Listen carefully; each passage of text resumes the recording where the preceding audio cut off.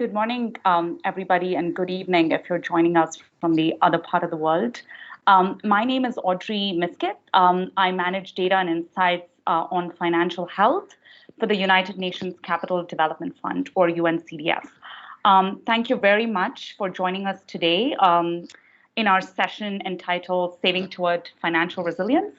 I'm very delighted to be part of this extraordinary panel of very distinguished panelists. So let me introduce the panelists first, and then I'll introduce the session, and we'll dive into a panel discussion. So this session is going to last 45 minutes. We're joined by first Ms. Hawati Abdul Hamid, a senior researcher for one of Malaysia's premier research institutes, Khazanah Research Institute, or KRI. Then we're joined by Ms. Lim Yam Po, who's the Chief Operating Officer at PIDM, a government agency that protects deposits and insurance benefits for Malaysians. We're also joined by Parul Seth Khanna, who's the Director of Pinbox Solutions, which is a digital micro pension solution that they're deploying in many parts of the world.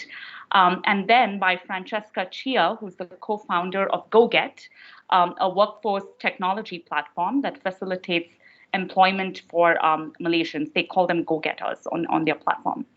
Let's get started.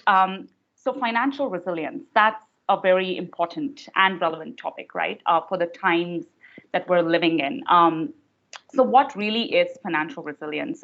Simply put, it is the capability of an individual or a community or a society to cope with a financial shock. And we're living in the midst of one that does not seem to end, a pandemic.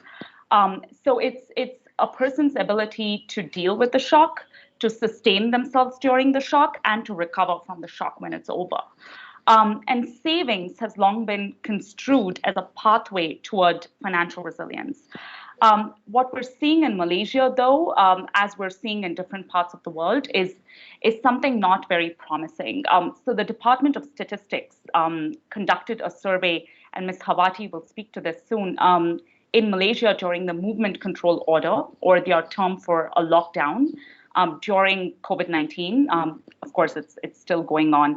And what they found was that nobody is spared. More than 3/4 of government employees and individuals working for multinational companies indicated that they had only 4 months of savings left. And this survey was probably done in March or April 2020. But self-employed people and those that work for small private companies only had about 1 month to 2 months worth of savings left. And this indicates a big problem. So Ms. Hawati, I'm going to turn to you first. Malaysia is a middle income country, and it aspires to high income status in not so long from now. But Malaysia also grapples with a really low personal savings rate. And you've done a lot of research on household savings in Malaysia, household debt. What can you tell us from what has emerged from that research? What is the state of play when it comes to savings in Malaysia? And also, as you unpack that for us, could you also touch upon what are the barriers that people encounter to saving? Thank you, Audrey, and thank you to UNCDF for inviting me for this festival. I'm so honored to be here. You are right in highlighting that Malaysian household saving is not that high, and actually the growth has weakened, at least when we compare to the period before GFC 2008. But it's also equally important to recognize that actually the saving in an absolute amount is still increasing, that it is not contracting. It's just the growth rate that is weakening. What does this mean is that some households can save and still have a strong saving. For example, recently Bank Negara in their half-yearly report noted that they observed that there's a surge in the retail investor buying listed shares, and they have bought for about 113 billion worth of shares. and these are not via borrowing. And of course, I would suppose that these would come from excess cash or saving that they have.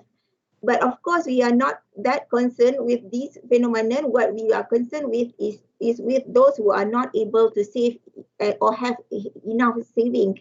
And our own study actually know have have have done a study in analyzing the socio-economic background of those who have not have enough saving. For example, we have seen stark differences between those in the lower income group compared to those in a higher income group, where when we see their residual saving, the difference between income and expenditure, which can be a proxy to saving, we see that bottom 20% just have about less than 100 ringgit excess income every month. And evidence from the saving that we saw from EPF, for example, is even more pessimistic, whereby we know that about 80% of our contributors, EPF contributor, would not be having enough saving when they retire, which means that later on when they retire, they may not be able to maintain the standard of living that they may enjoy during working life. And this is really worrying in terms of how they could smoothen their consumption when they retire. Another thing that it has been a bit of hoo-ha recently when EPF contributors are allowed to withdraw their saving, and then it has been revealed that about 32% of contributors just have about 1,000 ringgit in their account one, and this is something that what does it mean when even this is being allowed, and whether these initiatives are being well articulated when we want to roll this. And in terms of the reason why the saving rate is low, I think there are three reasons that I can highlight. For example, one is due to high debt level that our household are facing, and we have noted that there have been a spike in the household debt from 61% of GDP before GFC to 88% right now of GDP. And when we analyze what are the component of this debt comprise a lot of debt for mortgage or buying houses, and of course people can argue that this is a form of forced saving for wealth accumulation, but really the question is this is a form of illiquid asset, and when people are having financial shock, the question is really in terms of what are the more easily convertible wealth or saving that they can use to come in to assist their lives. And secondly, I think the reason for low saving is due to cost of living, and although in Malaysia we are in deflationary mode since March 2020, but low income, the kind of goods that they consume may not the cost may be still high, and we have seen changing in the consumption pattern over the decades, whereby a lot of items that used to be discretionary spending has becoming more necessity. For example, like data, telephone, ICT items, which put a pressure in terms of cost of living. And thirdly is due to the low interest rate environment that is facing, and people are struggling. Of course, the government want to promote consumption, and probably this would happen at the expense of saving. And those who would suffer are those who people, as you mentioned, self-employed, elderly, when they are going to retire soon later on, and of course youth, who we are expecting about 300,000 youth coming into the labor market, and we are really in a dire situation in terms of our employment. And in terms of the barrier to save, I think one is really, even though I've been saying that low income is something that people struggle with, high cost of living, but I think financial literacy is something that need to be scaled up, even though people may have constraint, but educating people to actually save is something that have to be a lot of reaching out has to be done, particularly those in the urban, rural and remote area, and making all those financial products to be more easily understood. For example, insurance product can be quite sophisticated for some people in the rural area to understand, and making this being making them available to in a more comprehensible approach will be much helpful. I think that's it for now. No, thank you, Ms. Hawati. That was a very comprehensive overview of the state of play. And I liked how you gave us this big picture of what is going on in Malaysia, sort of the macro factors. But you also touched upon some micro factors that could be influencing why people are not saving, such as the fact that they don't understand products, and there is a gap in financial literacy. You also indicated, you touched on a few themes that I will turn to later on in this conversation. You talked about absolute savings, and when we talk about measurement, we'll get to that point. But I'm going to now turn it over to Ms. Poe. So Ms. Poe, you represent PIDM, and I'm a big fan of PIDM's work, how you promote savings as an instrument towards financial resilience, and you do a lot of research yourself. So it would be great to hear if you have some findings to share. But most importantly, I have two questions for you. One, could you give us a little bit of a value statement? Why do you think savings is important for financial resilience? One, and what kinds of savings should we be promoting for low-income people in particular? So Ms. Hawati talked about, retirement. She talked about also precautionary savings, but then there's also saving towards asset purchase.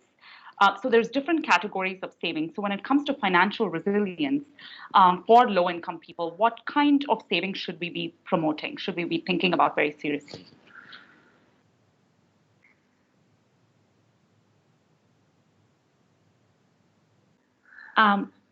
Ms. Poe, would you unmute yourself?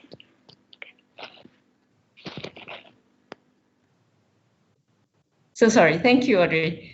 And thank you for inviting us to speak at this session. I think, as you said, it's a very topical issue given the circumstances that we find ourselves in today. So first, I will touch a little bit about financial literacy, Audrey, since we are involved in this area. As you know, as we've been speaking about, Malaysians generally perform at quite the low end of the financial literacy scale. So this has been recognized, actually. The Financial Education Network, it's a network comprising of some of the public sector bodies, SC, the Bank Negara, AKPK, EPF, PNB, and the Ministry of Education and Ministry of Higher Education. They're all members of this network. So they came up with a national strategy on financial literacy in 2019. So on our part, as a member of this, we have commissioned a couple of studies, actually mostly this year. One is the study on the landscape of financial education in Malaysia.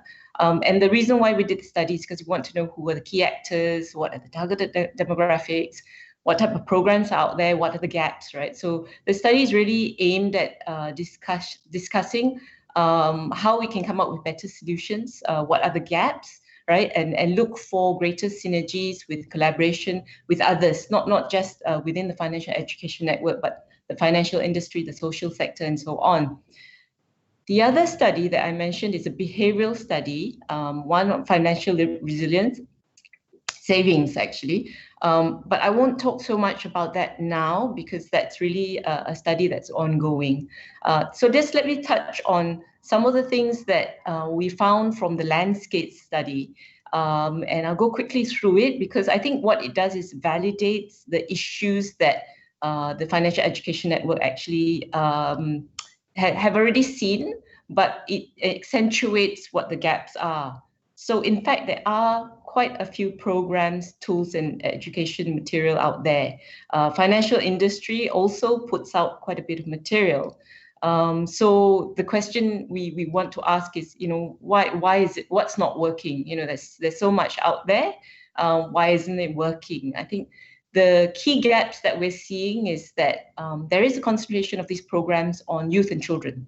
And as you say, there's a gap in reaching out to the low income and vulnerable groups. Some of the key barriers we find for those groups are information asymmetry. They don't get reached as much. They have lower education levels, obviously lower income levels, and digital illiteracy. So that is also an issue. On the whole, we find that Malaysians also may not seek information on or seek more knowledge about how to manage their finances, although there are pockets of Malaysians who are now more interested. We also found that we need to evaluate the effectiveness of interventions. So many things are out there, but how effective are they in changing behavior? And that's something we want to wrap our heads around.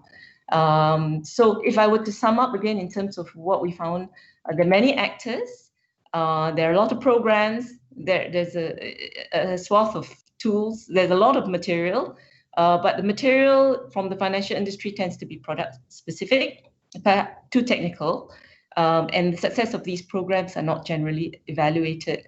Even for the more generic material, it seems people don't really know where to look. And on the whole, there are psychological barriers to learning about how to better manage finances. So in particular, for the lower income groups and the vulnerable sectors, the industry generally don't target them, I think, and more needs to be done there. And there are educational barriers other than psychological barriers. So I'll come to that psychological barriers in a moment. What's going to happen going forward is that we're going to take the study and have more discussions with FEN and talk about what approaches or what the gaps are that we can address and who we can find to work with us to do that. So turning to your question, you mentioned that PIDM has focused on savings, and we think that it's an important pathway to financial resilience. And yes, that's very much so. As a deposit insurer, you might not be surprised that we are in fact advocates of emergency savings for contingencies. COVID-19, I think it's a clarion call to everyone. We all need emergency buffers in many respects. It's not just individuals, but governments and institutions. Many are seeing that that's an essential issue in these times, right? So, as mentioned earlier, recent surveys also show a Ringgit Plus did a survey in 2020, and our Malaysians' habits haven't really improved. For the low-income group, that's not really a very good situation at all because they have financial constraints to start off with. So in terms of thinking, I think they may not be thinking so much about the future simply because they can only cope with present.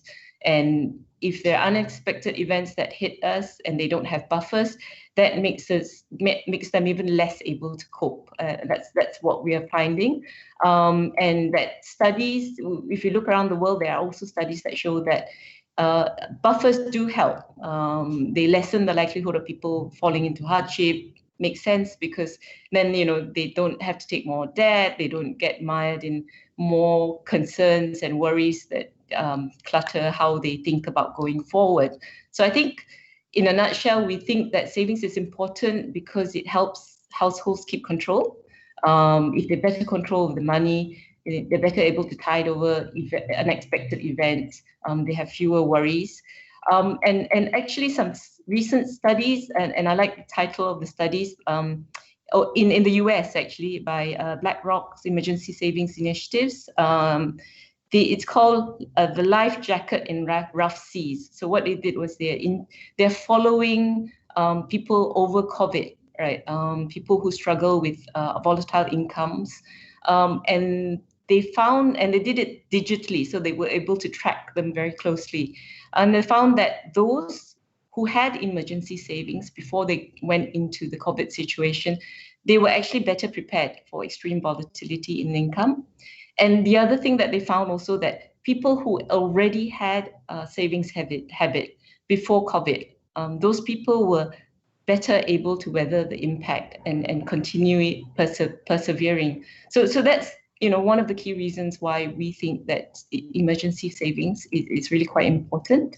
And coming to that, the question that you asked, what types of savings we think is important to promote, especially for low income, for the reasons above, where, as I mentioned, I think emergency savings is highly important.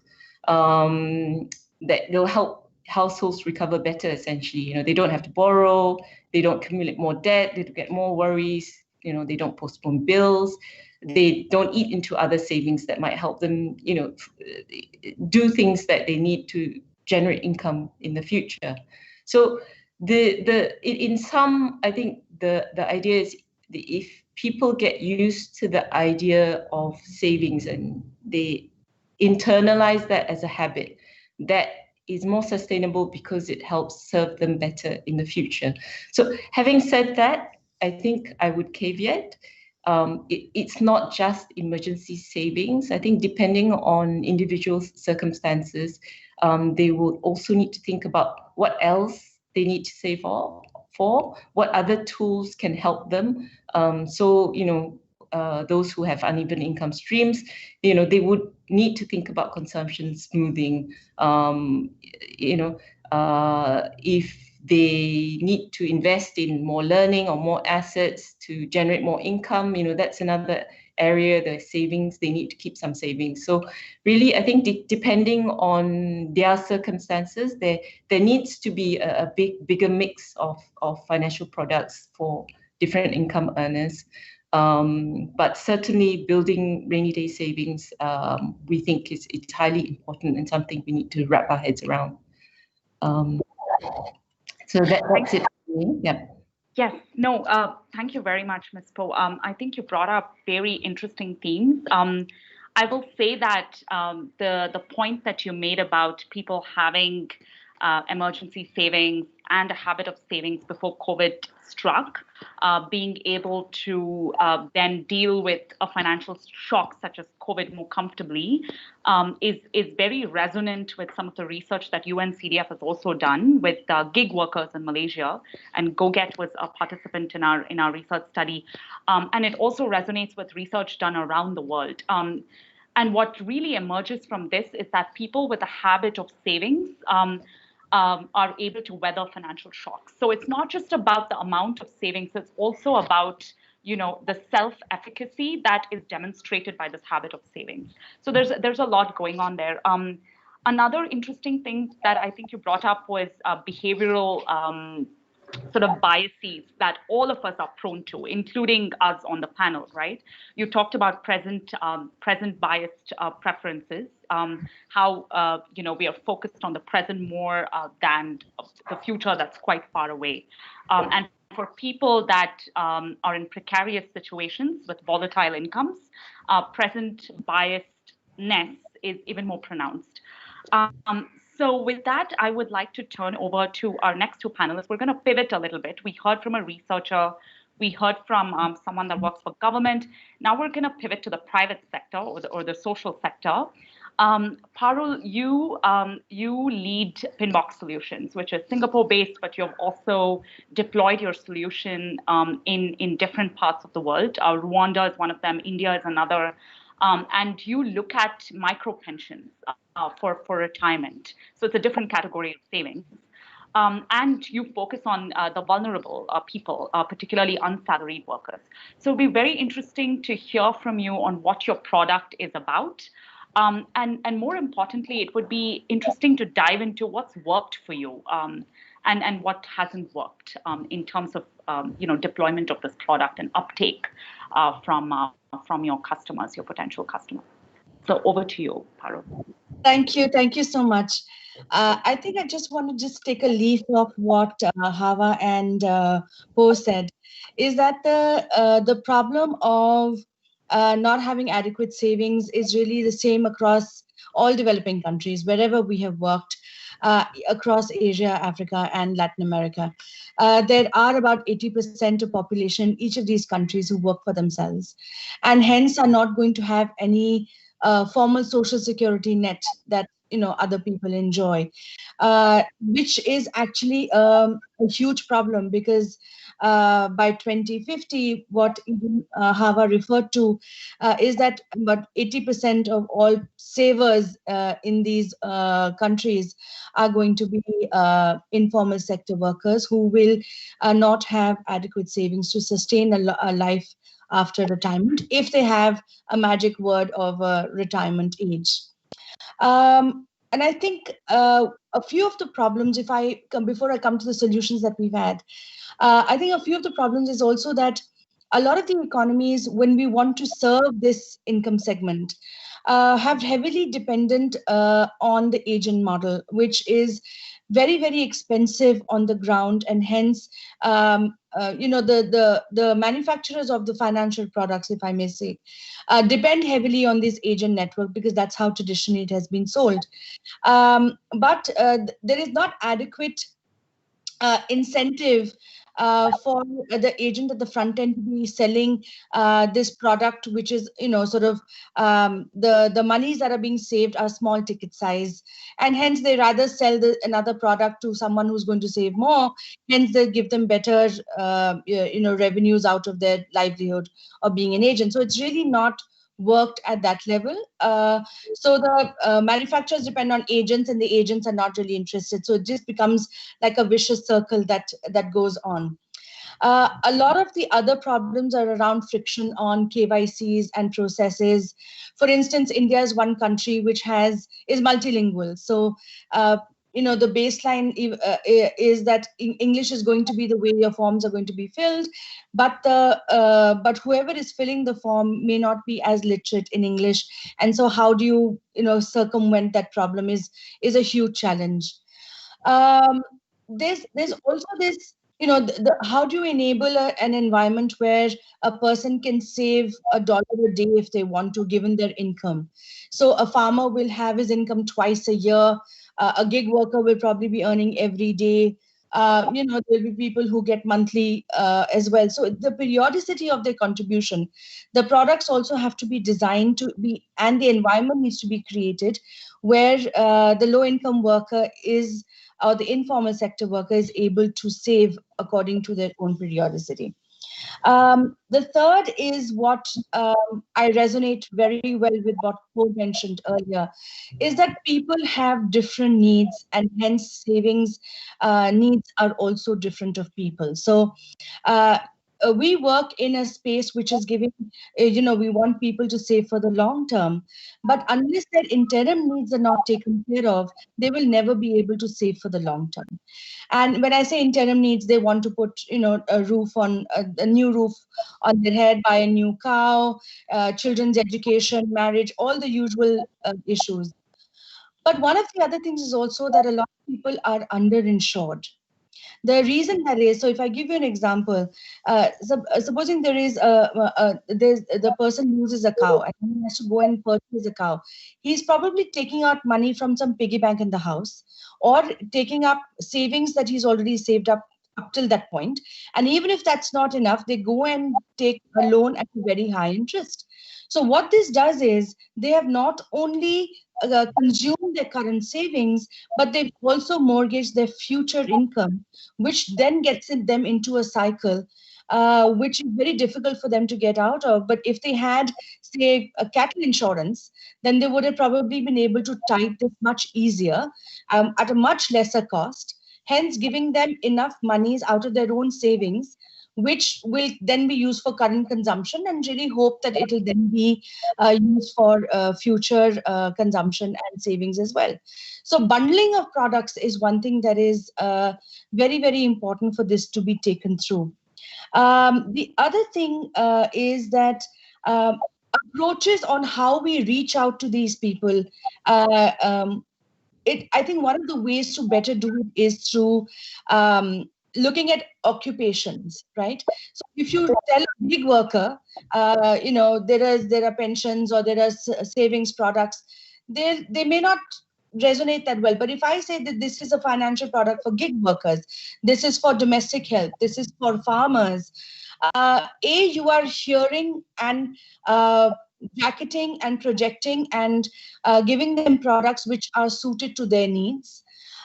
You're giving them to you're catering to an income group that is suited for themselves. And I think the underlying thing which I would say to all of these problems and solutions is that technology brings in a lot of, reducing costs, less friction. Can we use daily apps like WhatsApp that people use, where they don't need to find themselves to be literate to something else in terms of customization, UI and UX. Financial literacy being the underlying thing for everything, whether it is getting people to get better, robust KYCs for themselves, having better payment mechanisms, servicing if they want to change their address, they want to withdraw their money, add a nominee. How do you give them services the way you and I receive? And I think the trick is, and I think the FMCG sector has got it just right. They sell the shampoo to you and I in a big bottle, and they sell the smaller sachet of the same product to somebody in the rural setting, but the quality of the product inside is just the same. So I see no reason why financial products cannot be delivered through the same channel, where the quality, the design, the marketing, the communication, the literacy, the pricing, the servicing is all the same, but it is just for a different target audience. And let's not forget women here. We are an all women panel here. And I think it's very important that financial services be given adequately to a woman. As they say, you educate a woman, you educate the entire village. She's going to uplift her children and generations to come. Savings habits are best seen with women. They think of their household first before they think of anyone else. They want to save their monies without being patronizing, but a man may be more interested in having a liquid lunch, while the woman may be interested in saving for the future of her family. So we need to invest in women. We need to stay relevant to their needs. Trust is a huge issue. Being literate does not mean that you're financially literate. You need to have bite-sized products, bite-sized consumption for these women, so that they can go out and go out and get products that they are comfortable with. We've had experiences where I actually have to say this. We've had experiences where, like you said, before the pandemic, where women have saved better. They have continued to save, because I think what we are missing out is that today, because of the pandemic, the consumption on, if I may quote, frivolous expensive or aspirational expenses is now more streamlined. You don't need to explain to people why savings is important. But while that has happened, we need to give them avenues to save better. The huge exodus of migratory laborers from urban settings to rural settings during the pandemic is because they've not had adequate savings or adequate products or access to these products, which needs to be given. And I think if I may, before I go on any further, I think the existing channels need to be leveraged. All of the countries, all of the nations have microfinance institutes. They have NGOs who are working on community-based organizations. There are gig workers who are aggregating demand. There are all of these existing channels that need to be leveraged to reach to that person, to give the right product, the right service, the right kind of education, and of course, and technology at the back end being a glue to bring this together.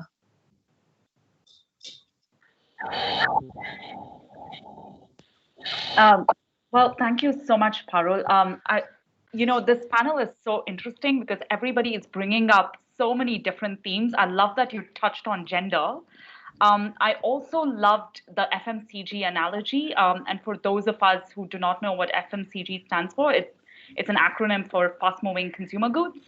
And the shampoo sachet example is lovely. So I completely agree with you that bite-sized, on-demand products that are more relevant for low-income workers, especially workers that are in the gig economy. And we're going to turn to Francesca next, who runs a gig platform, and she will be able to give us more insight into that. But I liked how you touched on periodicity and how to make these products more relevant for gig workers, right?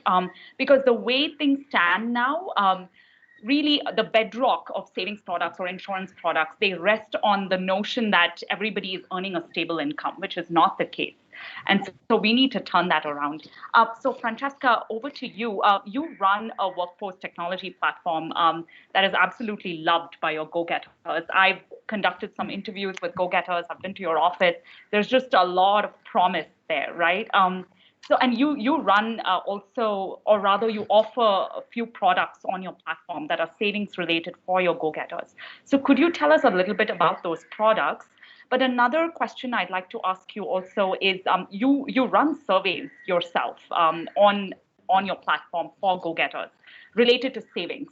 So what has emerged from those surveys? I did hear from some of my colleagues that you ran a survey in 2019, you did one in 2020, and you noticed an evolution there in terms of go-getters' aspirations for savings. So if you could tell us something about that, I think that would be great. Sure. Thanks so much. I think what's really great is that what I'm about to share kind of pulls together what the previous speakers have completely just described as well. We started off with the research on how the nation's statistics are poor or are not as positive compared to other competing nations.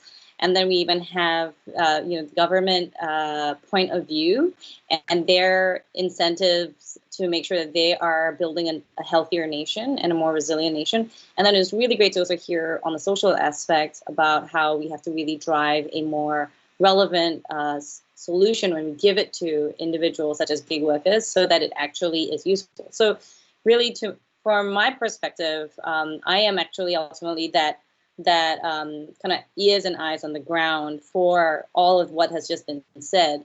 Essentially what we are that platform that creates flexible, on-demand, short, bite-sized jobs for people, which means that they're able to earn through this platform. And as low as it can be 10 ringgit for a job, it could be 15 ringgit for a job, and they're getting these individual payments into their go-getter platform. And so what we do is exactly as what the previous speaker has said, we have tried to make it on demand and bite-sized so that it is on a per transaction basis. So today, anyone on GoGet can save as low as 1 cent, actually, not even 1 ringgit, 1 cent, however much you want, to a saving goal, and you get rewarded. And we partner with a player to do that. We also then integrate with an insurance on-demand player that allows our go-getters to buy insurance for less than a ringgit per day. And they could either buy two types of packages. One, which is, I would like to be insured only for 24 hours, or I would like to be insured for a full month. And so again, this allows us to slice and dice traditional financial products and make our less protected group of the nation more resilient by making those products more relevant and I guess digestible by them.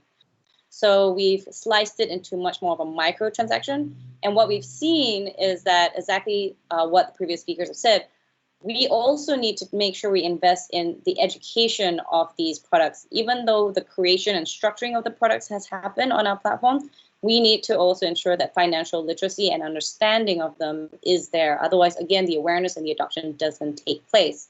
So what we do is we invest in creating communication plans and communication materials to these go-getters to actually communicate it in the format that is applicable for the go-getters. We communicate it in terms of telling them what happens if they get into an accident on a job.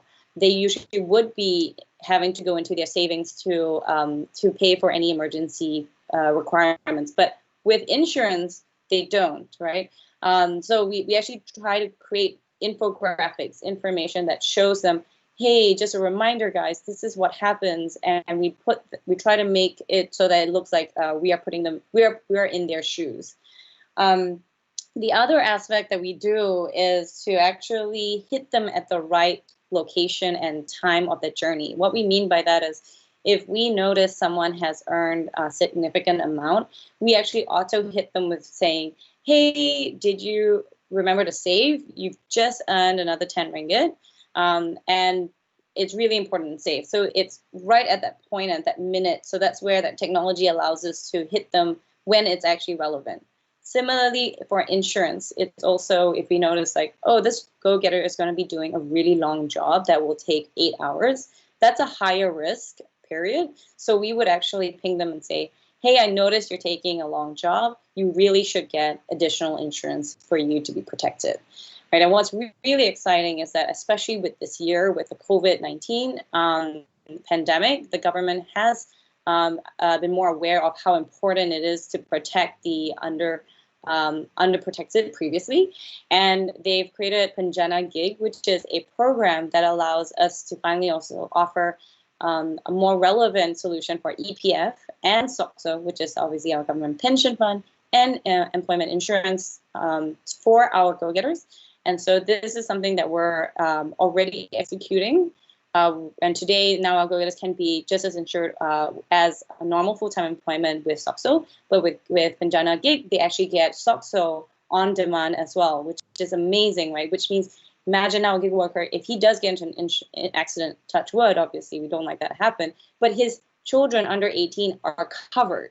That is something that we are so grateful that the government is very open, and I think the Malaysian government should be actually a great example for many other governments around the world to do this, because this really helps us solidify gig work to be long-term, more sustainable. And ultimately, this is so important today and age because of the challenging time that everyone is faced with today. Businesses are finding it hard to hire full-time, but if they use a flexible model, they can still try to grow their business and offer the community. So how do we do that all and foster this growth for this post-pandemic situation, but ensure people are protected? So I think it's great that, we have to combine then the research, we combine the government's initiative, and we combine technology and making the solutions relevant so that we can actually get onto the ground and execute. Because in the end, it's all about making sure that people are really getting more financially resilient. So that's I guess one thing. I mean, you did ask me about the surveys that we ran. So we do always keep really close in contact with our go-getters. Actually, not just through surveys, we actually hold community events. We meet up with them before COVID. Now with COVID, we do an online event where they can give us feedback, they can question. We actually spotlight our partners, our savings partners, our insurance partners, and we've brought EPF in, we've brought our insurance partners in, and the go-getters can ask questions directly to these partners so they can be answered. And that's so important so they can build trust. And in these surveys or in these touch points, go-getters have communicated that, savings usually is very much correlated to their ability to earn, of course, because it's a portion of what their income is going to be of. Many a times, unfortunately, in the B40 segment, they actually resort to borrowing from friends and family if they are short. We have found that a lot of people who do save, of course, they are a lot better at paying off bills. So these are some of the insights that we have seen on the ground that absolutely mirrors the same insights that the other speakers just said. I think what we've seen in terms of changes now since our survey is that we're seeing, and we hope to see more of, go-getters are more aware of financial products and also seeking to save for bigger goals. These are things that we can show like through really relevant partnership, we can make a difference. We can actually genuinely get onto the grassroots of where we need to make an impact and change mentality, educate people, and get more protection. Thank you so much, Francesca. I liked how you explained the slice and dice approach, which definitely has to be contrasted with this cookie cutter approach, right? That the financial sector is so used to deploying without kind of really understanding the customers that they're dealing with. On the other side, they treat everybody as a homogenous group. So I really liked how you pointed that out, and also how you talked about the customer journey and knowing when to intervene. I think that's a great way to enable choice for customers and nudge them towards a certain, intended direction. So that's great. We're coming up against time, and I had originally, planned to ask the speakers about, what we can do as a financial sector, but things don't go according to plan always. And what's interesting is everybody has touched on that. So I'm going to probably use the next 2 to 3 minutes to pivot to a slightly different topic, which is really important, and which, the financial industry, but also researchers are sort of grappling with, and there's many camps, and that is to do with measurement. So I just want to throw the question out there to all speakers, and very brief responses from you guys, maybe 30 seconds to a minute. In your opinion, how do we know if someone's saving well? And let me just give you a little bit of context there. There is a camp that says that we need to look at savings balance, right? And I personally think that is, it gives a lot of insight. But also, when we talk about emergency savings, we need to realize that when people build up savings, it's because they need to withdraw it at some point. So it's not, the balance is not always going to be there. So there is another camp that talks about how we need to look at cash flows. Are people saving, withdrawing, but replenishing savings again?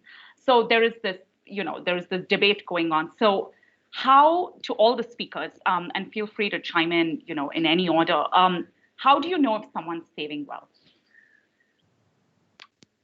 Whoever wants to go first. I think I'm happy to go first on this one.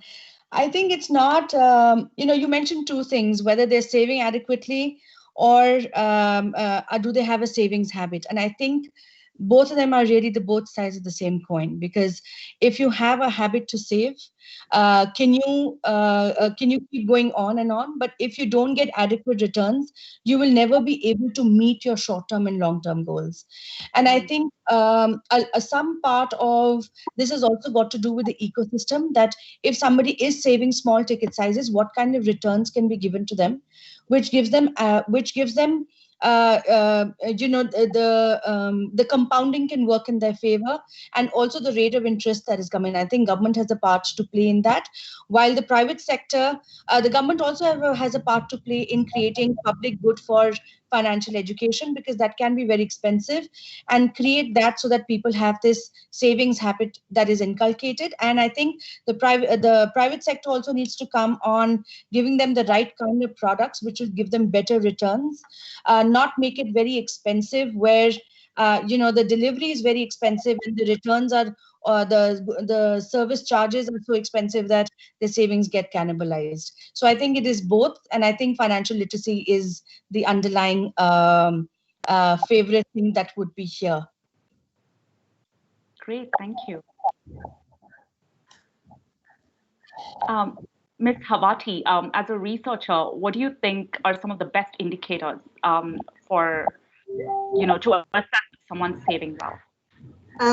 Maybe I'll just be a bit unconventional here, and probably to just trigger our creativity. Probably, I think one thing, aside from all these conventional measures that we can see in terms of the level of people saving, probably another indicator that we can see is in terms of the pattern of people's consumption. because I think if we can actually get a lot insights from people consumption, that can actually allude to what are the trade-off that they are facing in their consumption, and then it will also point us to in terms of what are the residual income that they would have for their saving. That's a short answer from me. No, I'm really happy you touched on the expenditure bit, because, spending is related to saving, right? If you're going to spend more, you're going to save less. So there is that connection there. So I'm really happy you brought that out. Yes, especially I think whether consumption, people with income, and whether they are actually living within their means, or they are spending due to lifestyle, just to keep up with lifestyle. Well, thank you.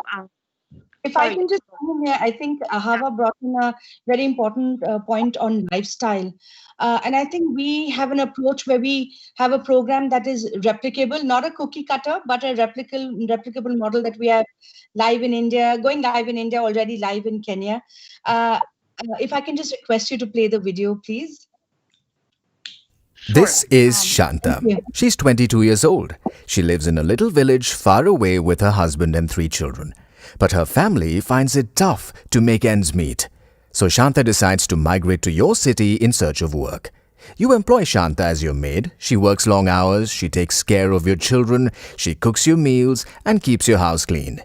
She sends most of her income back home to support her family, to put food on their table, and to send her children to school so they may have a better life than hers. She does this year after year after year. When she's too old to work, Shanta returns home to her little village. Her children are now grown up. They're educated and married but have migrated to the cities. Shanta and her husband now live alone. But with no savings of their own, they struggle to make ends meet. They live without dignity and will live this way for the rest of their lives. But does it really have to be this way? Let's see this again. You employ Shanta as your maid. You talk to her about the importance of setting aside a small part of her income for her old age. Then you spend just 5 minutes on WhatsApp to help Shanta open her own pension account. And you get her started by regularly putting some money into this account for her old age. These savings will be managed by the likes of HDFC Pension and SBI AMC and will grow over the years. When she is too old to work, Shanta will return home to her little village. She and her husband will still live alone, but they won't struggle to make ends meet. Thanks to you, they will now get a monthly pension and will live with dignity for the rest of their lives. This could be the story of your maid, your driver, your gardener or guard. Just 5 minutes of your time can change 20 years of Shanta's life. You can be that change. Gift Shanta a pension account today. Her clock is already ticking.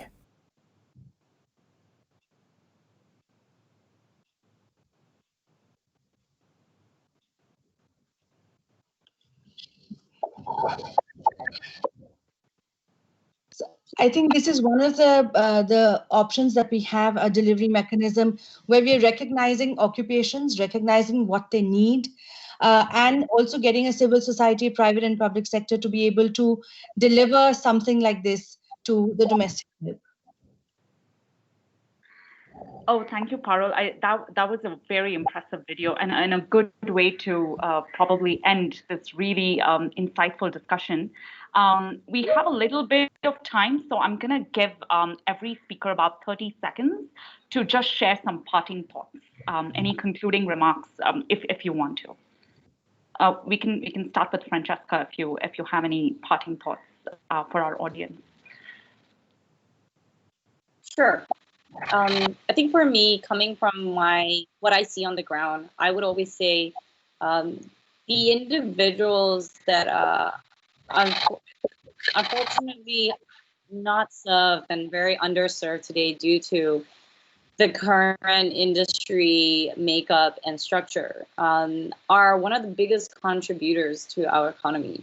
And it is extremely frustrating to see if we don't rethink and be creative in our products, our services, in serving the underserved today, we truly won't make the true development requirements of our nation. So it is absolutely required for us to rethink how we can, as industry players, whether you're government researchers or whether we're NGOs, how do we champion for people to readjust the traditional industry makeup and rules and make sure we're open mind, we keep an open mind to rethink, because what has worked in the past is clearly not serving everyone. And that is so important for us if we truly want to actually move into a more developed state of a nation. And all I will say is then all we have to do is just make sure we're really close and keep conversations with our end users and make sure that is really like our ears are open and we are adjusting the products to what they need. It's actually quite simple, but we just need to do that. And people should know that they should be incentivized to do this. It is a great market and it's a huge market for players to make sure they do build services for that. Great. Yes, so maybe I can just say my last word. I think it's really good that we are talking about saving and how we want people to live independently, free, have financial freedom and live in dignity. But I think at the same time, the role of the state in ensuring a strong social protection system it should also be in place. And this should not only cover those who are not be able to generate income, and we have to put a floor where we can actually protect our household to not fall below poverty, and apart from that, probably strengthening our health system, education system, and to make all these kind of public services universally accessible to everyone would be something that would ensure everyone are not left behind. Great. Ms. Po, any concluding remarks? Yes, I think I'd really like to compliment the speakers just now, Go-Getter Parul, for coming up with such great ideas and products, and it's actually quite inspirational. I think that this environment gives us a lot of opportunities to leverage on the things that they said, technology, reaching out to people who have that need, tailoring solutions to that. One of the challenges, which I was talking with Havati earlier on, though in our context also is really finding ways to, in the context of Malaysia, also to reach out to people who are not perhaps as digitally savvy, but given COVID situation, I think that's kind of forced more people to go on these channels, and also it gives us an opportunity to reach out to them with better products. So in some ways, I feel that this timing has given us a lot of opportunities for people to come up with more creative ways of giving people the products that they need. But also, I think that the timing is really quite good. Social psychology shows that periods of flux actually brings opportunities for people to break old habits and gain new ones. They say even in pandemic. So this is a great opportunity. It's great timing. I like the idea that you've brought together public sector and private sector, social sector together, so that we can work at ways of making sure that the interventions actually work, as opposed to flooding the market with, as you guys said, generic information that doesn't change behavior. So this is a really great panel. I hope discussions will continue. And I would also like to say that I'm really pleased that we've come across UNCDF and that you're prepared to work with us on some of this research, because there's a lot of learnings that we can take from your studies and your experience and expertise. So thank you very much. Thank you. So we only have 2 minutes, so Parul, you have 1 minute if you want to make any concluding remarks. Thank you so much. I'll be really quick. I think resonating with all what all panelists have said, I think social security inclusion is very important. In the market sizes across the world, if Rwanda has 6 million India has 6 million and 5 square kilometers.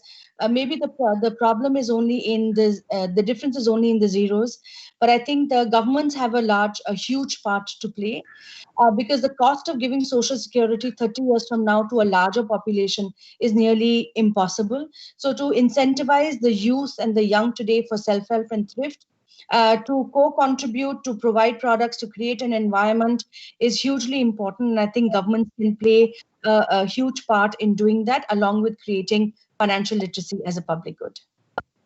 Thank you so much. It's been such a pleasure to moderate such a stellar panel. And thank you for bringing up so many interesting themes.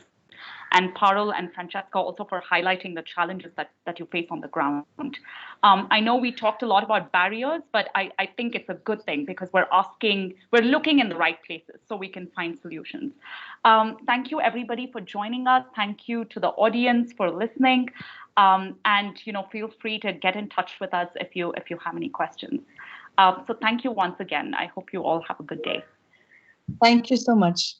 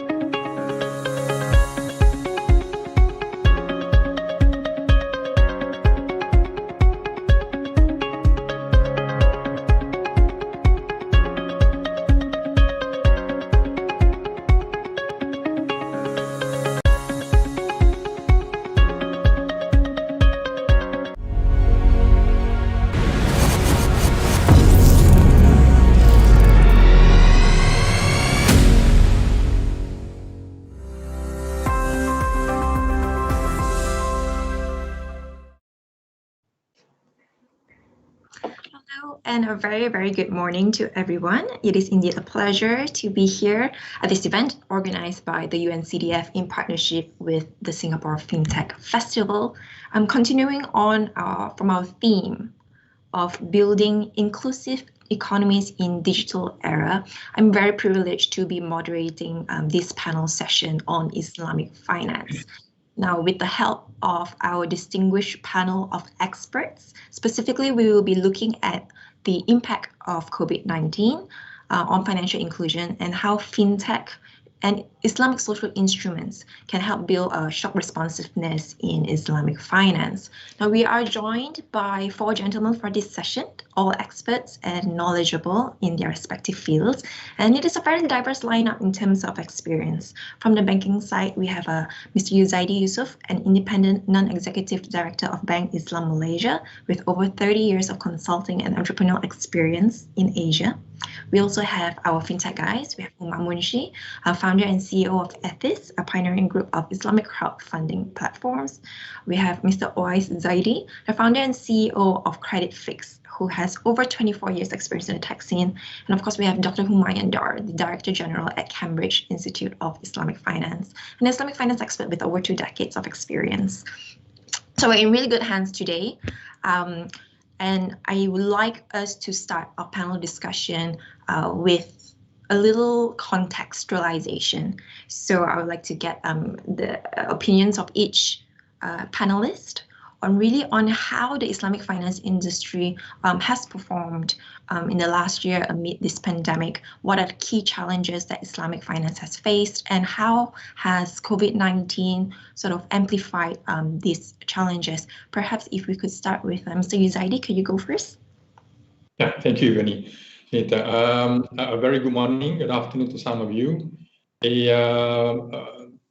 Regards to COVID-19, the pandemic, I think one of the most very apparent outcome of this was we had to expedite many of the initiatives when it comes to social financing because of COVID-19. So that has made us more rigor in our approaches and expediting in terms of introducing new enhanced Islamic finance instruments to cater for the demands out there. So that's one of the main things that we actually experienced with COVID-19.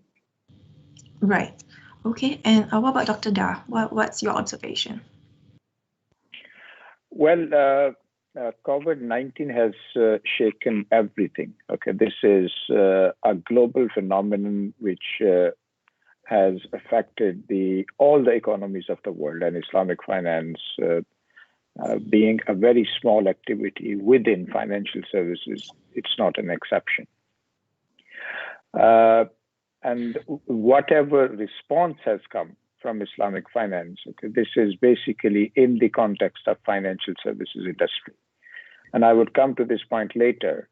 The significant response we have seen from the global Islamic financial services industry, that has actually come from Islamic Development Bank, which spearheaded a movement on how to respond to this kind of exogenous shocks. COVID-19 is an exogenous shock to the global economy and all its components, including Islamic finance. And the way the world has responded to this is in terms of short-term measures, medium-term approach, and long-term approach. And I think during this conversation today, we are going to look into all these aspects of the response to this exogenous shock. Definitely, and we'll definitely circle back to the approaches that you've so kindly mentioned. Umar, what's your take on what has happened so far? Sure, thank you, Vinita. To add on to what Dr. Dar and Cik Zaidi mentioned earlier, I think one very apparent change that we have observed in our business, and our friends have also experienced the same, the other fintech players have also experienced the same, is that there is this increasing awareness among the general finance landscape or community globally that there are some interesting solutions in Islamic finance that may not have been considered before or may not have been properly understood in the past. And I'm referring to the, maybe not so typical or traditional parties who are now interested in Islamic finance, but previously maybe Islamic finance was not so much on their radar. Yeah, so I'm referring more to from the big guys, from the World Bank to community level organizations and even fintechs. Islamic finance is now seen to be an avenue for viable solutions. And this is something that I see has increased dramatically in the last few months. And it's very, very encouraging, because my view and my belief is that Islamic finance has always had good solutions for humanity. However, it was not well understood or maybe not well marketed. Yeah. Yeah, absolutely. That's really an astute observation, because there is indeed an increasing prominence or take-up in some of the instruments or Islamic finance mechanism, as you've shared. And we will talk about that a lot more later in the session. Always, what about you? So my startup, we're focused on the lending part, right? And we do Sharia compliant lending. We saw, and lending was the worst affected sector of all the financial, domains. But the whole Islamic finance bit in a way helped us, right? And a lot of players like us, simply for the fact that when generally payments are delayed, there are late payment charges, and there's penal interest and things like that. But when you're running a Sharia compliant model, then you are not allowed to charge that. Even if you charge it, you have to donate it to a charity rather than book it as income. So there was less pressure on us to, from that angle, to increase income through this, delays. And there was more flexibility both at the board level of accommodating the borrowers as much as we can. So the whole fundamental humane approach of designing programs and offering Sharia compliant lending in a way really provides that kind of shock proof. Another important thing we saw, because we do very strict Sharia compliance and all our lending is use case lending, right?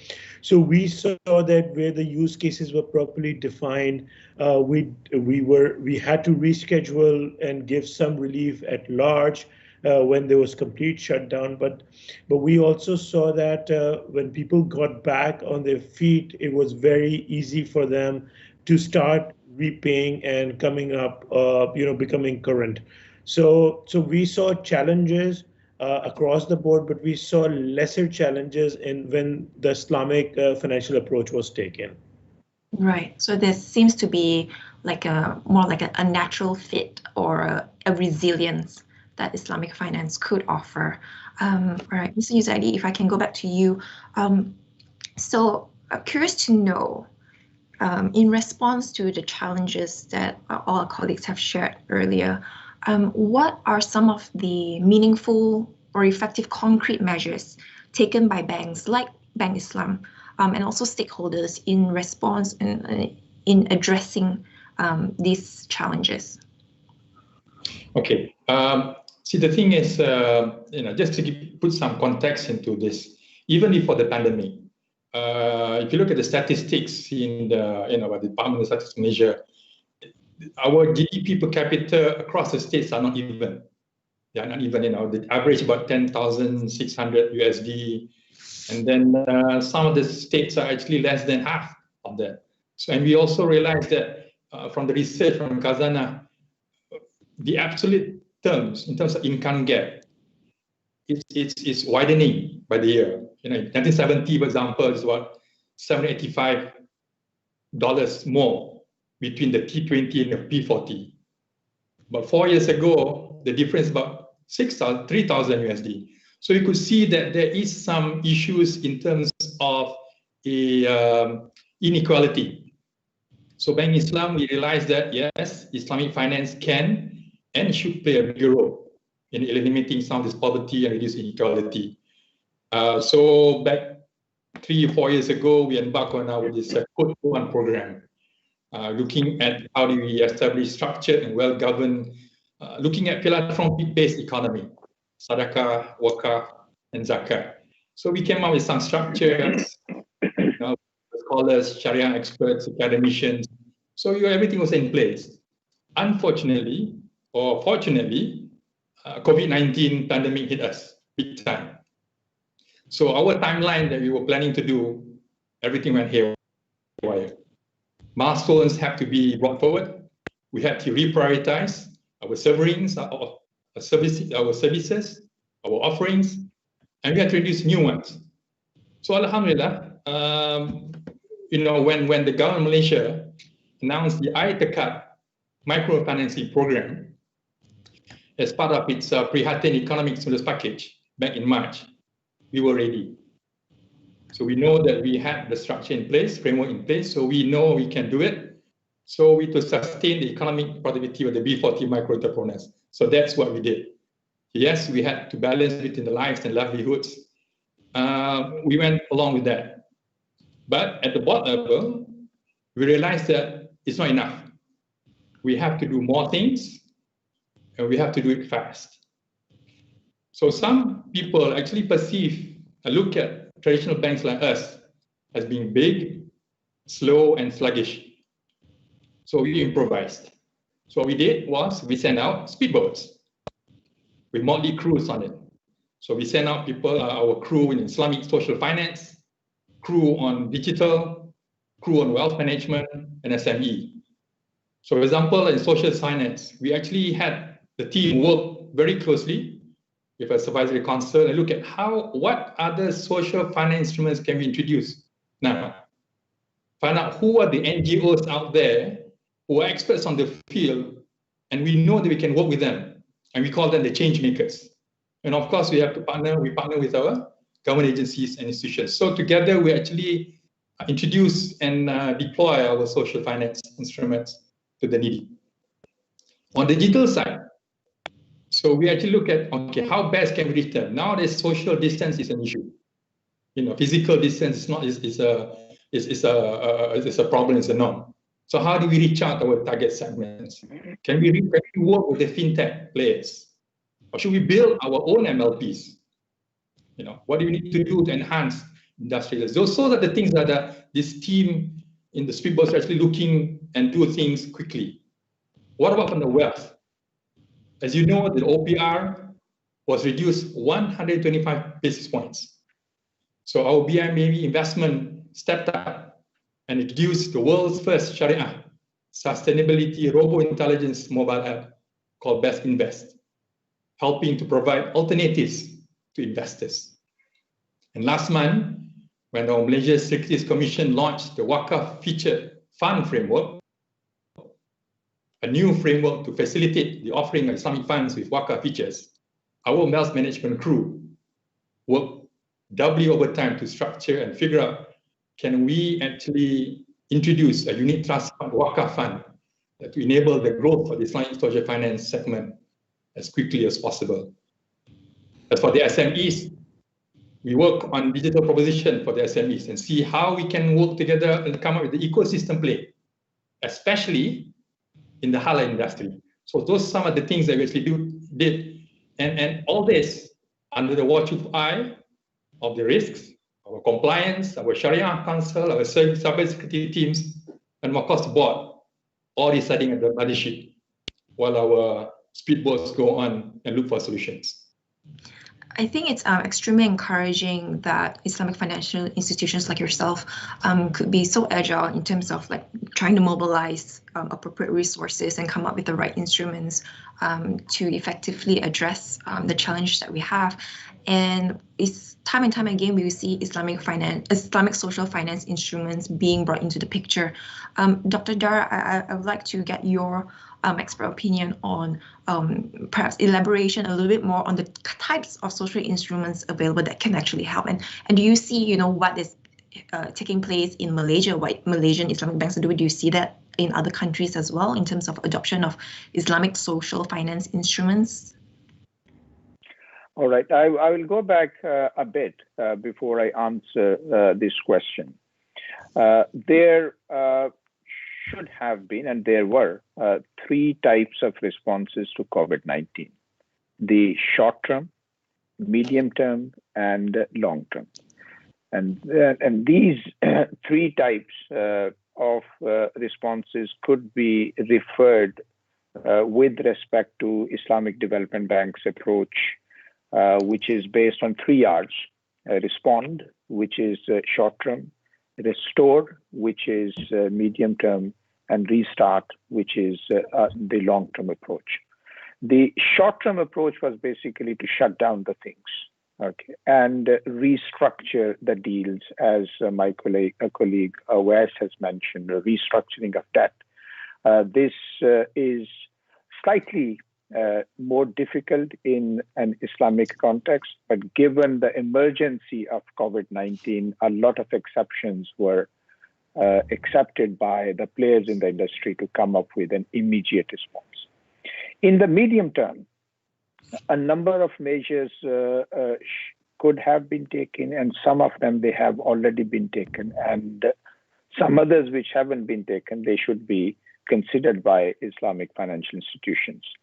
The first medium-term measure is for Islamic finance to reassess its exposure to risk and come up with the implications for the stability of Islamic financial institutions and Islamic financial services industry as a whole.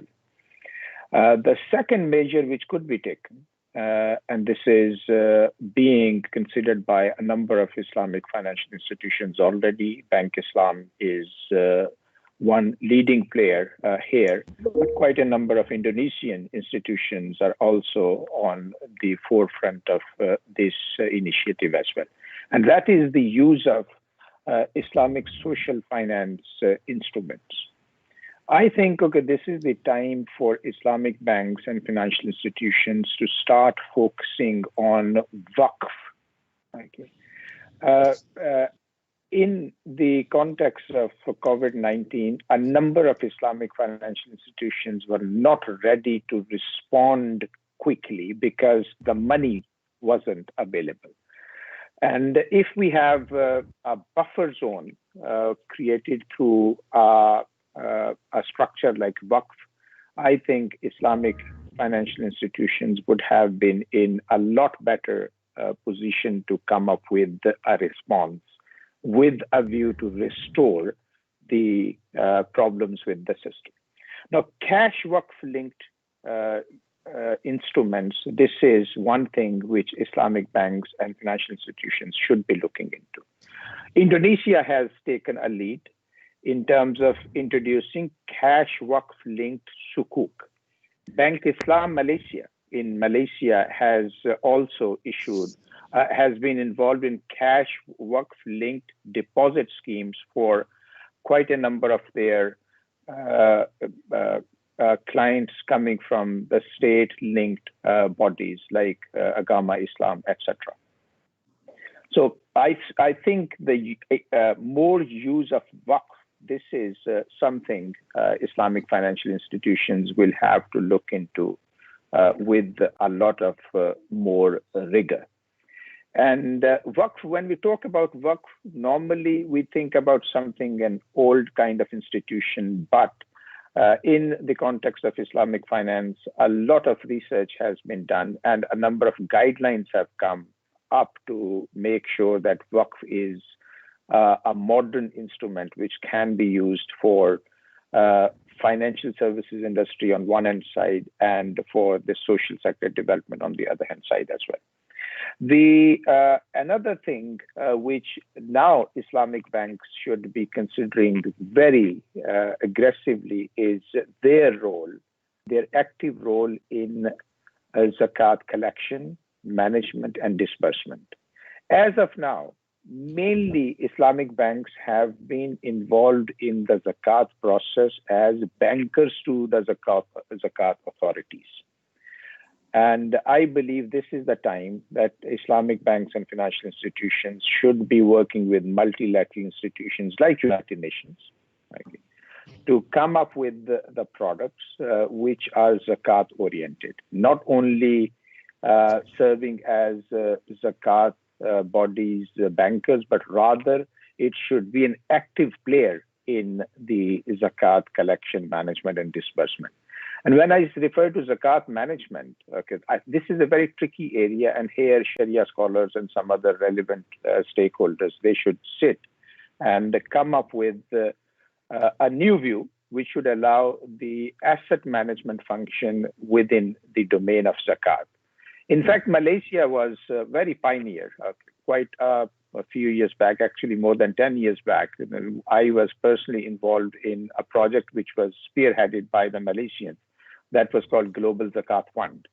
And we faced a lot of issues at that time, but I think given the global dimensions of COVID-19, this is the time for a government like Malaysia or Indonesia or any other government to come up with a global zakat fund, which could be used for responding to the exogenous shocks like COVID-19. And at the end, I would like to mention the role of Sukuk. Again, someone who has worked for Islamic Development Bank, and I'm aware of a lot of good work the institution is doing. Islamic Development Bank was the first institution to come up with a global Sukuk focusing on COVID-19. Back in June this year, Islamic Development Bank issued its first $1.5 billion sustainability Sukuk with a special focus on COVID-19. That was followed by the Malaysians. Ministry of Finance came up with a 500 million Sukuk, which was 500 million ringgit Sukuk, which had focus on COVID-19. And this was issued, I think, on the 18th of June. And 10 days after that, 28th of June, Indonesians, they came up with even a bigger Sukuk, which I believe was about 5 trillion rupiah, about 342 million US dollars. And I think, okay, in the months to come and in 2021, Sukuk is going to play a very significant role in terms of the second phase, the medium term, and the long term as well. With the long term comes, I would like to mention that Islamic finance should start looking into its role within the wider Islamic economic framework. Islamic finance, not only for financial intermediation, but Islamic finance for socio-economic development. And this is something COVID-19 has pushed Islamic financial services industry to go into. Thank you so much, Dr. Dar. And indeed, I really like what you said about wakaf, zakat, and sadaqah. We've seen a lot more adoption in this. We see obviously traditional financial institutions also looking at this. And also, we are also seeing this from the fintech side. So Umar, you are in a unique position. You are a fintech player, obviously, and also the whole proposition of this or global sadaqah is using Islamic social finance instruments. I'd like to get your opinion on what are some of the technological innovations that can be sort of examples to sort of protect the economy or protect the people from such shocks like the pandemic. Umar, over to you. Sure. Before I jump into that, maybe I just wanted to say that I was quite happy when I heard some statements from Cik Yuzaidi earlier, specifically about the speedboats in Bank Islam. So that's really great, because we have been in our own activities working or trying to work with many banks, and I think this speedboat analogy is something that a lot of banks should look into, so that the gigantic ship of the bank can actually move quickly because of speedboats. And the other thing he mentioned about working with the ecosystem, I think that's also incredibly important and in line with the direction to add for banks in Malaysia to add more value to society, not just the transactional capabilities. Yeah, so I want to just touch quickly on that. As a fintech, I mean, any fintech probably would want to move fast and typically can move fast. So maybe the addition there is that although we don't have the big boat, we ourselves are speedboats, and we also have some divers who can jump in and get when needed. So yeah, the collaboration component I think is incredibly important.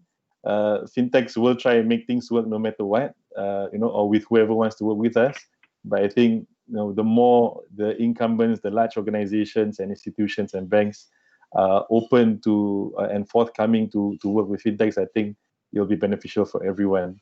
Yeah, and also to touch on Dr. Humayun's, Dr. Dar's point on Wakaf. Yeah, so at Ethis, we do see this kind of sustainable social finance models as very, very powerful, and sadly not fully utilized at scale yet, or maybe we're just barely scratching the surface right now. Whereas in previous civilizations or previous times in the past, such models had tremendous impact and value to society and communities, to the extent that there were periods of time where there was even no poverty, right? Effectively no poverty.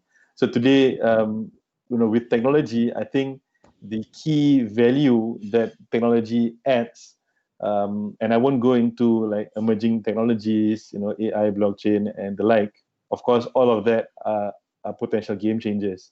But what the immediate impact that I see right now is actually this connectivity and the digitalization of things that were just not accessible in the past, and through native digital solutions coming out from solution providers and fintechs. And this is what I feel will have the most impact when it comes to implementing social finance or sustainable finance and impactful commercial finance, because then you can reach the masses, and not only can you reach the message, you can reach the message in a nimble way, in a swift and nimble way.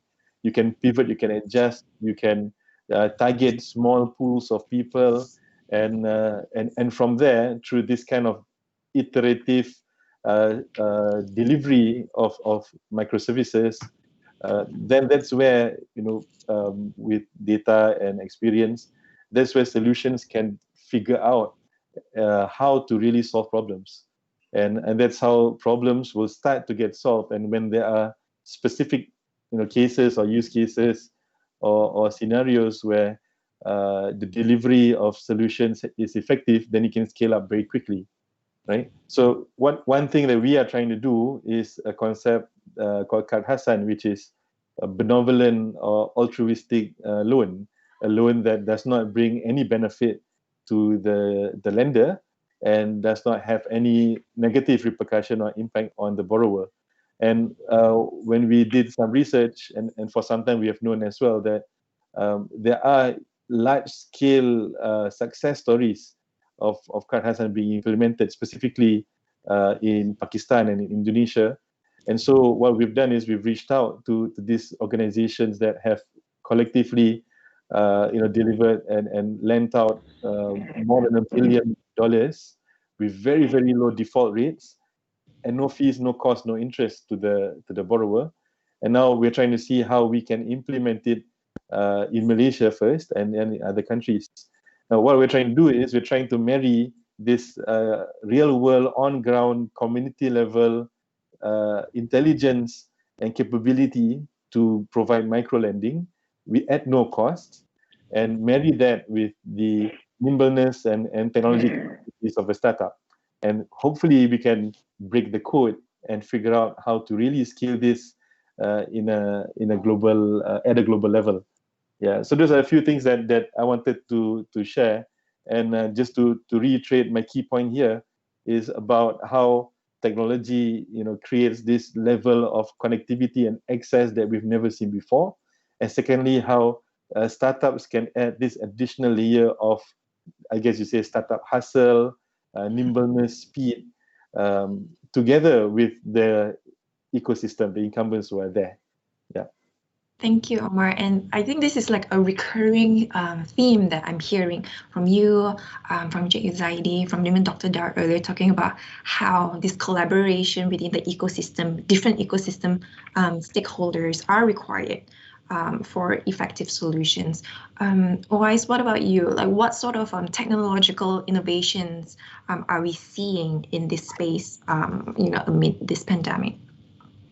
So just a little bit of context, Vinita. Basically, I've been part of Islamic finance and structured finance since 90s. So, in the earlier days, and, a lot of gentlemen here would remember, there was a lot of emphasis on how complicated it is to do Islamic transaction, right? There are more steps, there's more paperwork, and there is more compliance requirement, right? So I think if we look at it today in 2020, so the spirit stays the same. That stayed there for 1,400 years, about inclusiveness, it's about fairness, about ethical values and humanity.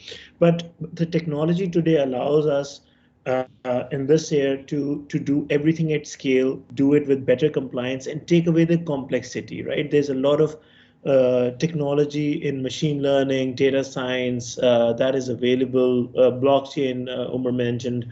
I think all these are just building blocks that can be very effectively leveraged today to deliver Islamic financial solutions to the market, right? And while ensuring compliance and taking away all the complexity in the paperwork. So today we are seeing risk at scale. So we talk about COVID and how it's affecting everything. Now, when you're doing risk assessment, you look at all the variables that are there, right? And now there is another variable in the mix when you do risk assessment is that, hey, things can shut down, right? There could be another spread. There could be another series of lockdowns. What happens there? So today the technology allows us to model these things at a much faster and more effective way. So that's one aspect. The other aspect is that what I think everybody mentioned on the panel is the ability to reach out today. I think so the biggest game changer in the past, I think 15, 20 years has been the mobility and connectivity, right? So now everybody has a mobile phone in their hand. There's data connectivity on that, and that is really available to the masses. I mean, we're seeing, in Malaysia, Indonesia, it's extremely high, but even in other emerging markets, we're seeing smartphone penetration hitting 40, 50, 60%. So when smartphone implies that there's 3G and 4G on the phone. So now you have a direct connection to the consumer, to the small business owner. You're able to interact better. You're able to get data quicker, more effectively. You're able to reach out, understand their problems, and the biggest of all is the mass personalization, right? Technology allows us to tailor our products for each and every segment there is. Umar mentioned that he's looking at micro lending. I think there's some great examples, especially in Pakistan on Qarza Hasna that he's mentioning about. I'm sure you're in touch with some of them. They've really done it at billions of dollars dispersed with default rates below 1%. And now that can be replicated across markets. All those learnings can be built into risk scale models and can be just rolled out without incurring the kind of overheads and costs that traditionally are associated with lending at mass scales or investment programs at mass scales. So I think technology is the great game changer. In 2020, we have the building blocks available, and that's really driving even a fintech startup like us to comfortably adopt the Islamic financial models without overly worrying about compliance and paperwork, because technology takes it all away. So the key point that I'm trying to drive is that now I think the ecosystem players have enough data. I think now the collaboration needs to happen, that different organizations and ecosystem players come together, share the data, and try to reach out to the target segments in a more effective and cost-efficient manner, and that will drive more adoption and more inclusion for the masses. I do want to go in deeper about the whole process of digitalization and sort of the process. But before that, I want to circle back to what Umar mentioned earlier when you were doing your sharing, is about the fact that, Islamic social instruments are not new, of course. And we are seeing a gradual take up now, but at the same time, it has it has not reached the kind of effectiveness that we would like. So really, my question is, how effective have, like wakaf or zakat, have they been mobilized, or what is sort of like stopping, what is preventing it from, full adoption, from us really utilizing such instruments? And Zaidi or Dr. Dar Umar, if you could share your 2 cents on it. I can. Okay. All right, Dr. Dar. I think, okay, because this is something with reference to technology, and I would say that because of the primitive technology available to us in the past, there were a number of things which we couldn't do in past. However, this is now possible. I'll give you an example of a global charity product.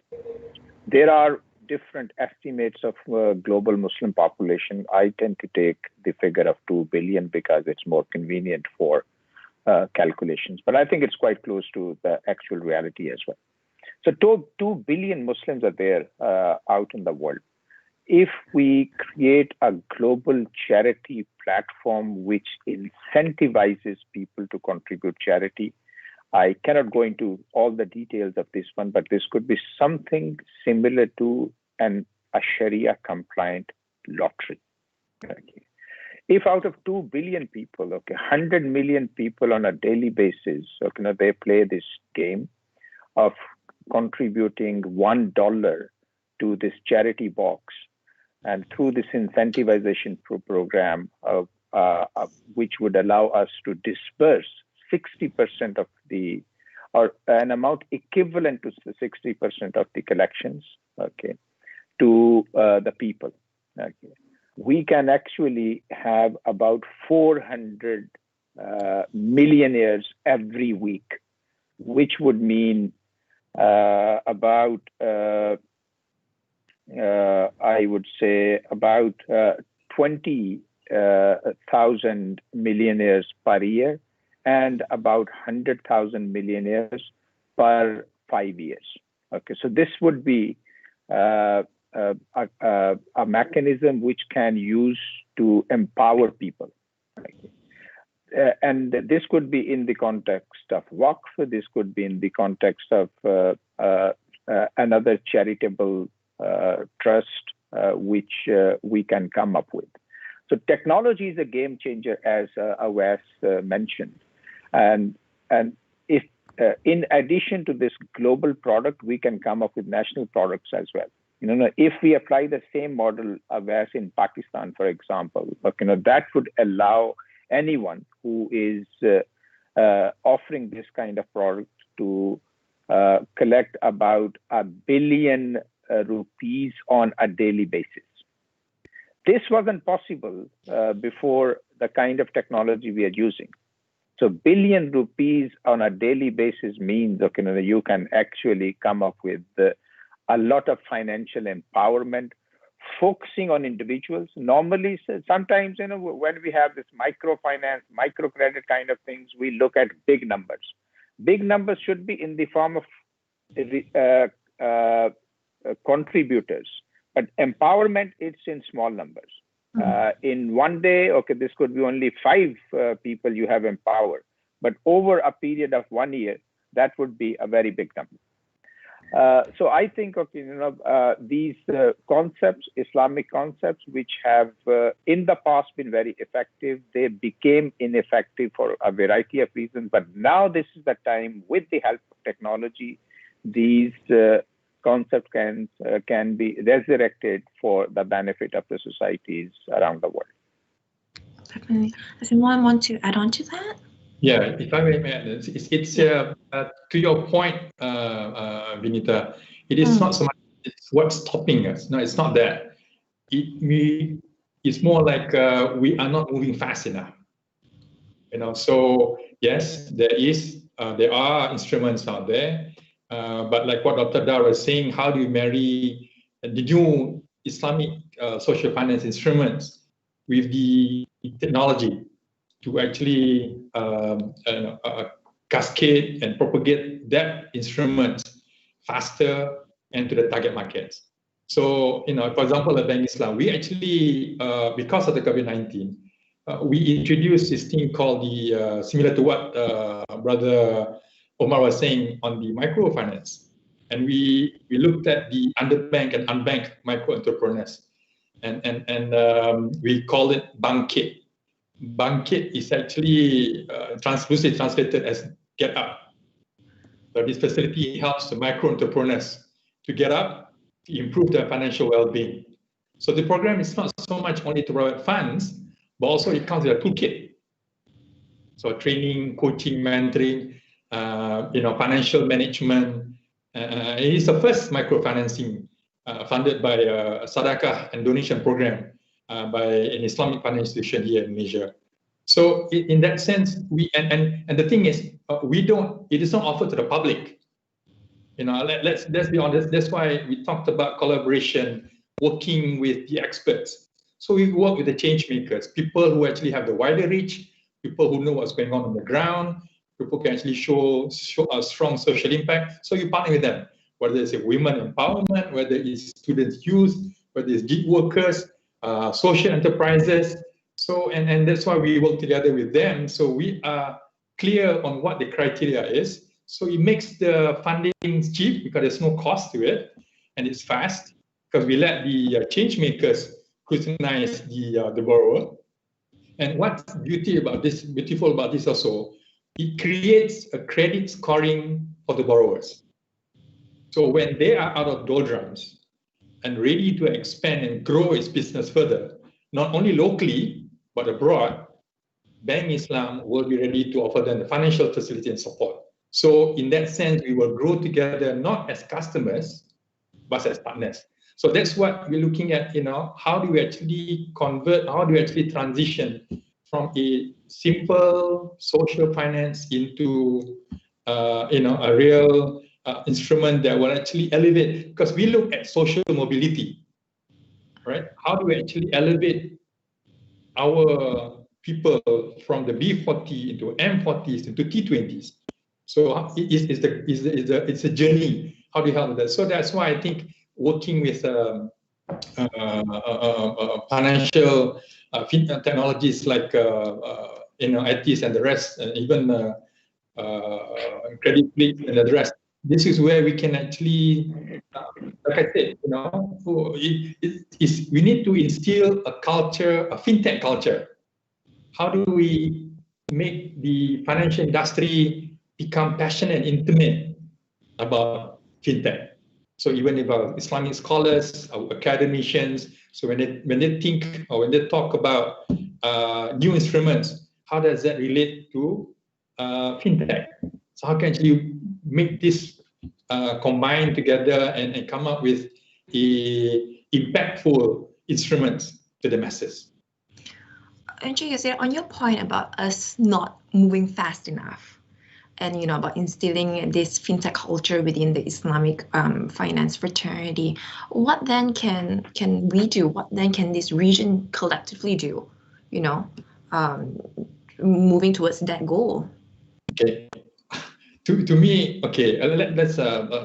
Malaysia was the leader in Wave 1 in Islamic banking back in the 90s, right? So I think we are ready to lead the Wave 2 of Islamic finance. Adapting to the digital fintech world. Why? We are matured when it comes to Islamic finance environment. Our business environment is cost-effective and conducive. We have readily available academicians, Islamic finance experts, and Sharia scholars. We got talents, whether it's fintech, whether it's Islamic finance. And I think our Islamic finance framework and structure is proven. And more importantly, our regulatory bodies are progressive. So if that, to me, that we have the right ingredients to actually build a global Islamic fintech hub in this region. So together, then we can actually make this a regional effort in moving Islamic fintech across the region. And if RCEP coming into the picture, what more better reason for us to actually move into that direction? Absolutely. Umar, also always leader. So Umar, Dr. Dar mentioned that one of the help challenges in sort of mobilizing Islamic financial social instruments is digitalization. So from a fintech player perspective, I want to understand what are some of the like the challenges or obstacles that players like yourself and OIs, what do you guys face in terms of rolling out such innovations and actually making sure that the solution does connect with the people and address the issues that we are trying to solve here? Sure. I think, there are many challenges, which is normal when you're trying to do something to change the status quo. But one thing I want to highlight, which I think can be considered sensitive sometimes, is when you are moving money in the Muslim world, especially charity money, it is really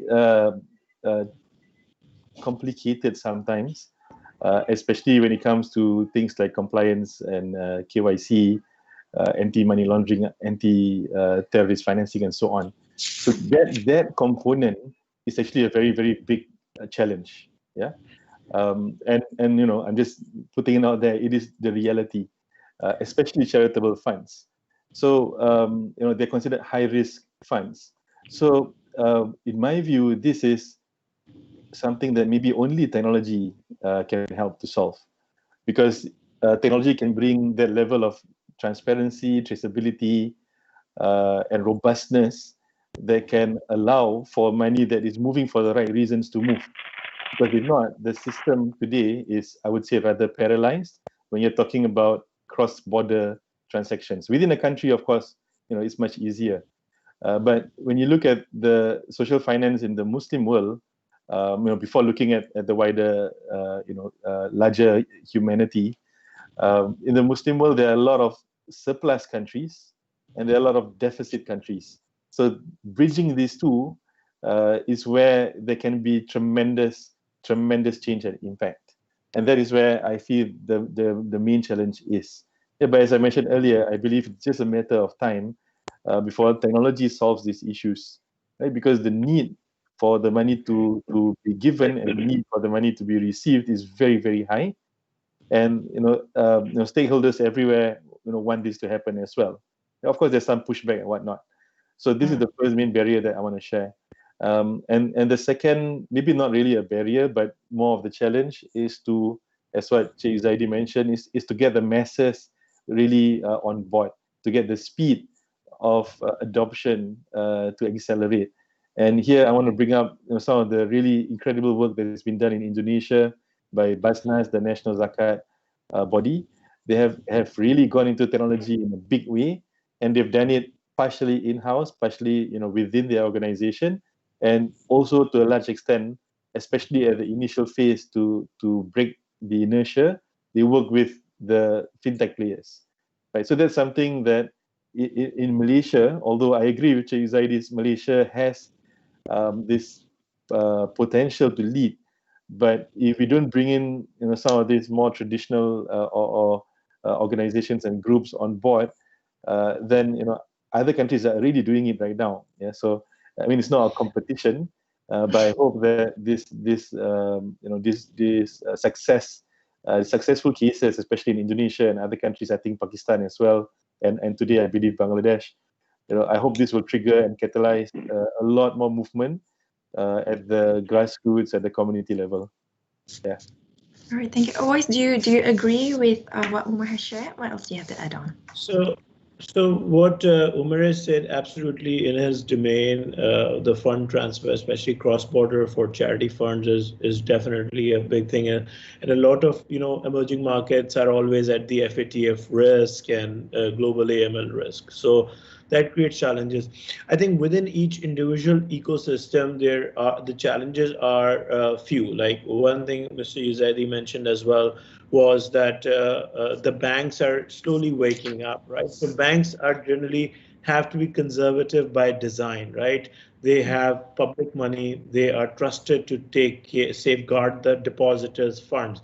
So they cannot be really gunslingers and going out and throwing money at radical new ideas.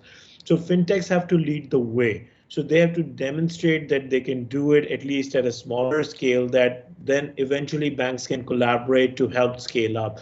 Fintechs, maybe in US it's a different market, but generally in other emerging markets, it has to be more like a collaborative play, because the bulk of the funds are held by financial institutions like banks. Secondly, regulation has been a big challenge traditionally, but I think one of the very positive outcomes of COVID has been the sudden acceleration, and regulators all over the world are waking up and they're realizing that maybe technology and is the only way to really deliver services under a constrained environment. So even in Pakistan, where I'm based, the regulator usually has been quite progressive and forward-looking. But I see in the past 6-8 months they have really taken drastic actions to facilitate both banks and fintechs to make things happen. So regulatory challenges, collaborative challenges in ecosystem are the two main challenges. And then, of course, the last and the most important that we should never forget is the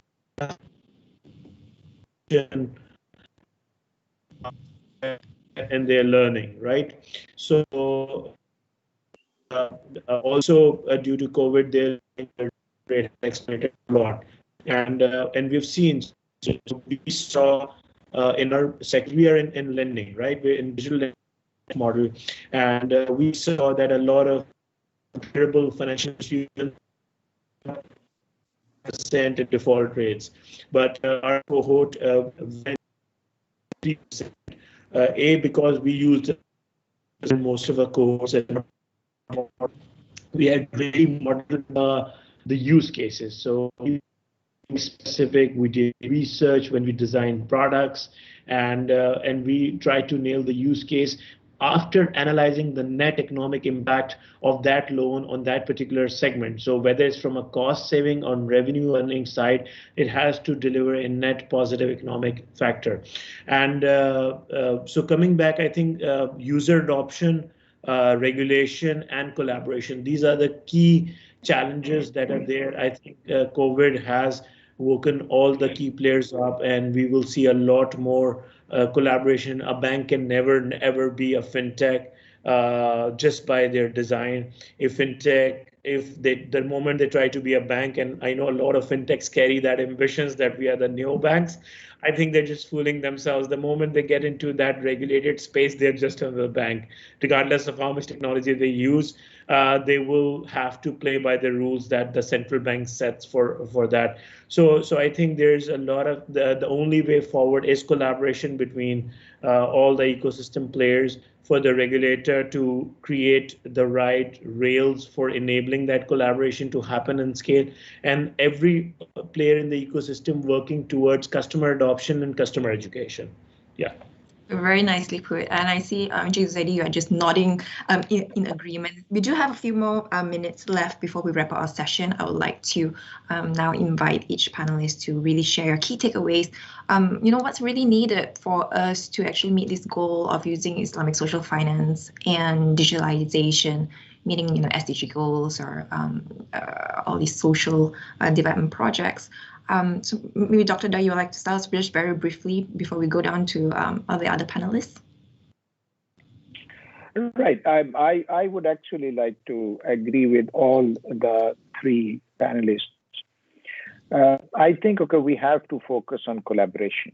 Okay, a lot of things, especially with the reference to Islamic social finance, they're already there. I'll give an example from the country I'm sitting right now. In UK, we are about 3.5 million Muslims. Only in the month of Ramadan, we donate about 100 million pounds in charity. And this money is channeled primarily through charitable organizations. Islamic Relief Worldwide is one of them, but there's so many other charities as well. There are different estimates, but about 200 million pounds we, the UK Muslims, contribute in terms of charity every year. And this is only for a country where Muslims are a small minority. If you look at the global size of Muslim population, I think if Islamic banks and these charitable organizations, if they work together, the amount of money they can collect on an annual basis would be mind-boggling. And once this money is available, Islamic financial institutions and Islamic charitable organizations, all these players, they can play a very big role in the socio-economic development of the communities, not only Muslim communities, but underprivileged communities around the world. So that is something Islamic financial institutions should be looking into for their global relevance. Just focusing at Muslim communities, that would not be sufficient. Absolutely. Thank you so much, Dr. Dar. And Usaidi, what would be your key message? Okay, a couple of them. I look at the SMEs. All right, so as you know, in Malaysia, for example, and what brother always saying just now, what 40%, 60% are all SMEs. So in Malaysia alone, 50% of our it represents the workforce of the SMEs. So they are the ones that we need to help. And the thing is, from our experience, these SMEs, it's for them, a majority of them, they are true and true entrepreneurs. Many of them do not prefer wanting to receive helicopter money indefinitely. So what they want is a chance to opportunity to actually continue to become entrepreneurs. Right, so that's one. So we need to help them go fish again. So that's what we need to do. So that is to restart the economy. But the other angle that I'm looking at as well is, I think the pandemic has also allowed us, or given us the opportunity to not only revitalize the economy, but also we should also take the opportunity to reform the economy. What can we do to reform this economy? There's one quote that I remember from Professor Ha Jun Chang, of Cambridge, economist. He said, countries become good at certain industries only because they decide as much, and not because they are destined to do so. So it's a question of how do we actually look at, unrelated diversification and reach certain level of development for each of the country. So of course we cannot just do this alone. To be effective, we need to look at who's doing what in terms of, are they good and bad? Do we need to continue? Do we need to replicate? And who provides the best impact? As pointed out by all the panelists, we have to collaborate. That's the only way we can actually cast the net wider. So for us, if we do that and using fintech as our culture, then we can, inshallah, restart the Indian economy, especially in Islamic finance, digital. Absolutely. And Umar, over to you. 1 minute you have. Sure. Yeah, I probably don't need the whole 1 minute. I just wanted to maybe reiterate one point, especially to the audience, the participants. I assume there would be a number who are not familiar with Islamic social finance or Islamic finance in general. So I'd like to urge everyone to just do some quick research and reading up on Islamic social finance, because fundamentally I believe that these are solutions for humanity. And I'll touch on the three maybe more common or popular ones, or more significant ones. So there's zakat, and zakat, in quick summary, it's a tax on wealth, which is totally different from a tax on income, right? And the wealthy have wealth, basically, maybe not so much income.